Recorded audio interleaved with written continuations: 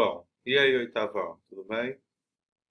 Antes de começar a nossa aula de hoje, eu queria saber se vocês estão se cuidando, estão passando álcool em gel, sempre bom limpar as mãos, né? Que é a única maneira da gente voltar a essa nossa normalidade é se cuidando. E água, sabão e álcool em gel são aí as principais ferramentas contra o corona. Bom, dando continuação à nossa aula no período de Guerra Fria, a gente vai falar do período muito importante dentro dessa Guerra Fria, que foi a divisão da Alemanha. A gente viu que na Guerra Fria, que foi uma guerra política e ideológica, a gente tinha aí países que se aliavam ao comunista, países que se aliavam ao capitalismo. A Alemanha foi um caso ímpar na história, porque ela foi o único país do mundo desse período de Guerra Fria que ficou dividida entre comunista e socialista. Ou seja, a gente teve duas Alemanhas durante esse período. O que a gente chama da Alemanha Oriental e o que a gente chama da Alemanha Ocidental. Bom, fica fácil de gravar como a Alemanha Ocidental tem o C de capitalista. Então, esse lado da Alemanha era capitalista. E a Alemanha Oriental era comunista. Nesse mapinha aqui, a gente consegue ver as influências que a Alemanha teve, né? A Alemanha Oriental sendo a zona soviética e a Alemanha Ocidental sendo a zona que era influenciada pelos países capitalistas da Europa, juntamente que estavam aliados aos Estados Unidos. Então, não esquecer, a Alemanha Oriental, socialista. A Alemanha Ocidental, capitalista. Bom, por que a Alemanha? Né? O que a Alemanha tinha de tão especial? Bom, a Alemanha é simplesmente hoje o país mais industrializado da Europa e naquele período também é. Então, a Alemanha ela tinha como é que eu posso dizer? Ela era muito cobiçada pelos países justamente por isso, porque quem controlava a Alemanha controlava também essa riqueza que a Alemanha oferecia. Historicamente, a Alemanha passou aí por diversas guerras, Primeira Guerra Mundial, Segunda Guerra Mundial, e em todos os momentos a Alemanha se reergueu. Então a Alemanha ela tem um poder de reconstrução muito forte, né? Até se tornar a potência industrial mais importante da Europa hoje, até hoje, né? Então, quando a gente fala de uma coisa de industrialização, a Alemanha hoje é o país mais industrializado da Europa. É uma metrópole, né? Não toda a Alemanha, mas Berlim, por exemplo, que é a capital da Alemanha, é uma grande metrópole com investimentos industriais do mundo inteiro, diversos tipos de indústrias, não só em Berlim, mas espalhado, né, no território alemão. Então a gente tem muitas empresas, muitas indústrias e acaba fazendo com que Berlim seja um coração econômico muito grande da Alemanha. E no passado isso também já acontecia. Então, por isso que Estados Unidos e União Soviética queriam aí dominar a Alemanha. Bom, na Alemanha, em Berlim, né, que vai ser construído o famoso Muro de Berlim.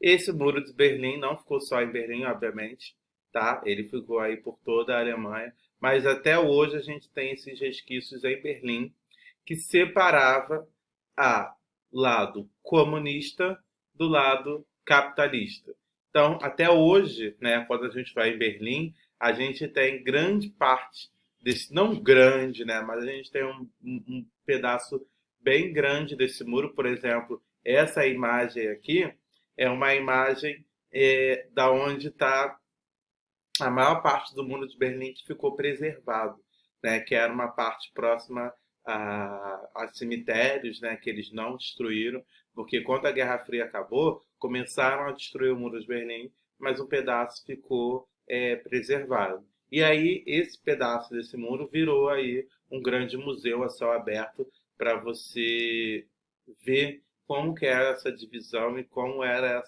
essa coisa tão forte que separava aí a Alemanha Oriental da Alemanha Ocidental. Esse muro, obviamente, ele era protegido.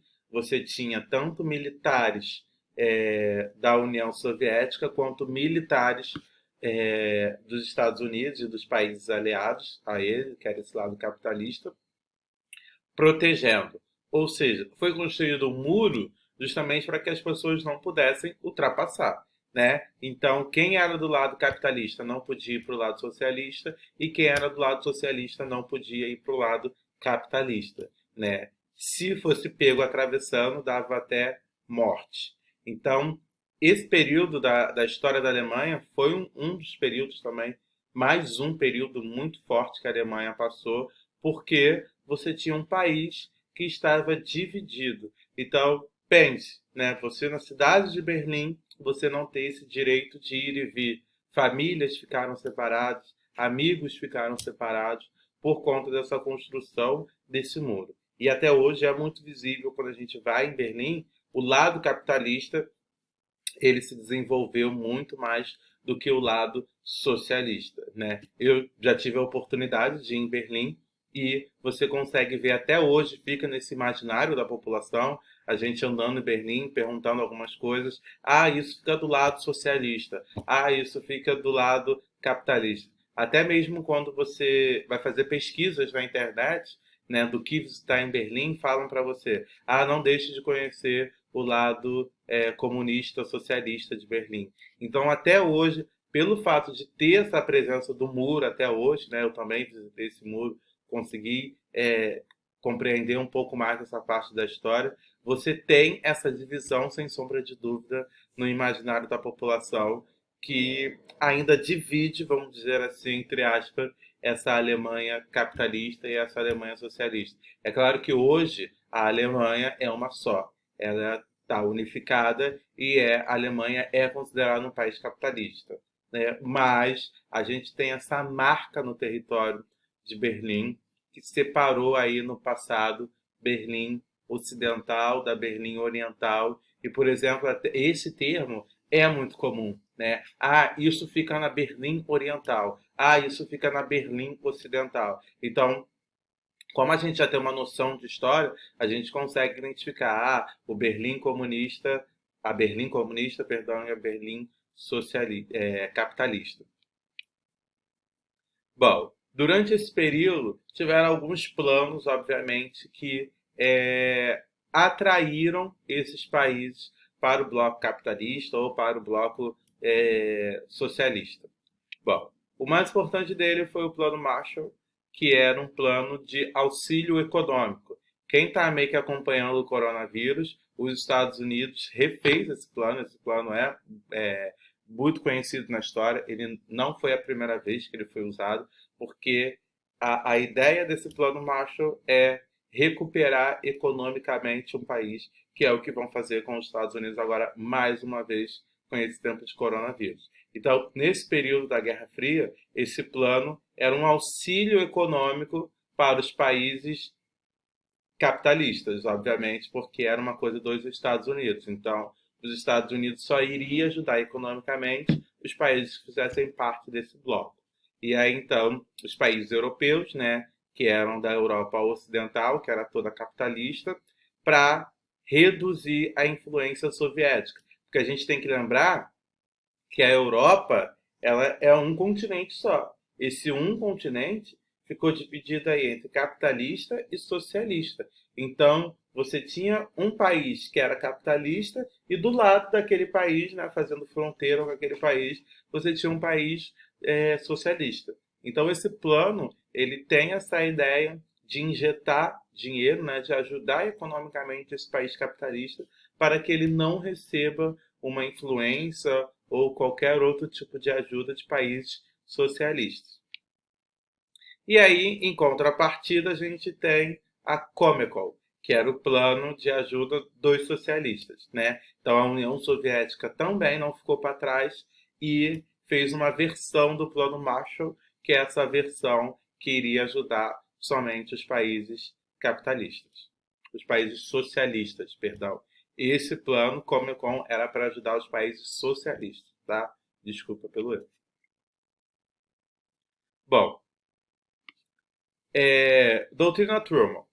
Os Estados Unidos, né, apoiaram as nações livres, né? Existiram países também na Guerra Fria que não se autodeclaravam capitalista ou socialista, se declaravam livres. Mas esse livre, ninguém é livre completamente. Num período onde o mundo inteiro era influenciado, querendo ou não, esse livre era influenciado por alguma doutrina política. E no caso, na maioria desses países, esses países que eram tidos como livres, eram os países que eram influenciados pela política capitalista. Então, os Estados Unidos, né, também querendo juntar o maior número de países que eram influenciados pela sua política, também influenciavam esses países ditos livres, que na verdade eram países que eram capitalistas, mas que não se declaravam capitalistas. Bom, desse período também surge a Organização do Atlântico Norte, tá? Que foi uma organização militar. Por mais que a Guerra Fria não tenha tido conflitos de campos de batalha como a Primeira Guerra e a Segunda Guerra Mundial, né, que são as maiores guerras que a gente tem no período da história, esses países estavam juntando não, alinhando uma força militar para uma possível guerra. Foi como a gente viu lá da corrida espacial, né? Que você tinha aí países desenvolvendo mísseis, porque essa tensão de Guerra Fria gera, essa tensão que a Guerra Fria gerava poderia acontecer a qualquer momento uma guerra, né, de campo de batalha. Então, a população desses países, né, os líderes desses países, estavam tensos e, obviamente, se planejando, porque a qualquer momento aquela guerra poderia ter um estopim e ir para campo de batalha. O que, graças a Deus, não aconteceu, porque foram desenvolvidas armas químicas, mísseis, um poderio militar muito grande. Então, se a guerra de campo de batalha acontecesse durante o período de Guerra Fria, ia ter aí danos inimagináveis. E aí, da mesma maneira que teve o Tratado Militar dos países capitalistas, teve também o Tratado Militar dos países socialistas, que ficou conhecido como Pacto de Varsóvia. Né? Então, o que a gente precisa ter muito em mente também no período de Guerra Fria é isso, é que nenhum bloco, né, perdia para o outro.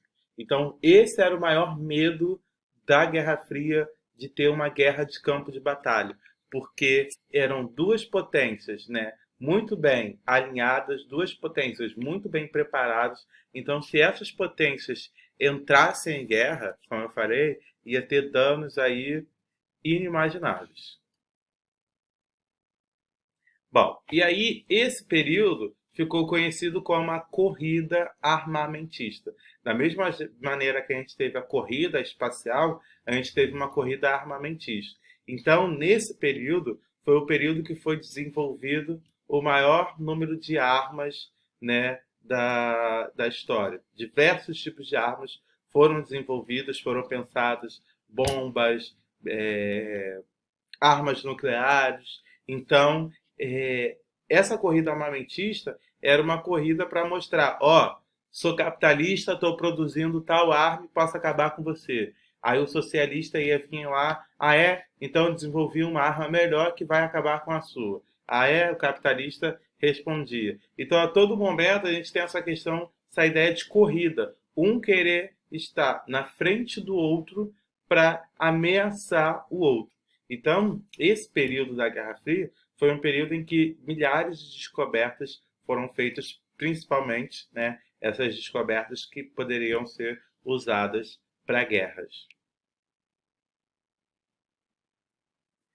E aí, a corrida espacial também, que aconteceu entre Estados Unidos e Soviética, a gente falou um pouquinho dela na última aula.